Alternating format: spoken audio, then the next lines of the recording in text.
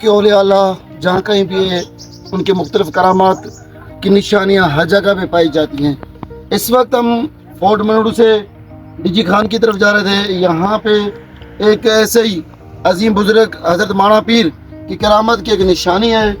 मकाइनों के मुताबिक उसने यहाँ पे बकरी ज़बह की, जिस बड़ी छुरी तलवार से उन्हें बकरी ज़बह की उसने यहाँ पे फेंकी तो ये पत्थर 2 टुकड़े हो गया। तब से ये उस माणा पीर की निशानी है। उसकी दरगाह तो दूर है और फोर्ट मनोड़ू से आगे है, लेकिन इसके निशानात है।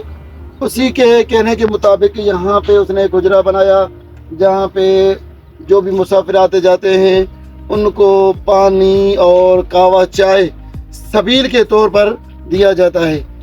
अपनी मर्जी से कोई पैसे जमा करवाए ठीक है, ना दे कोई मसला नहीं है, लेकिन सबको ये रोके चाय सबील और ठंडा पानी पिलाते रहते हैं। ये उस बुजुर्ग हस्ती की वसीयत थी कि यहाँ से राहगीरों को ऐसे न छोड़ा जाए। बहुत से चले जाते हैं और बहुत से ये चाय और पानी सबील पी के जाते हैं।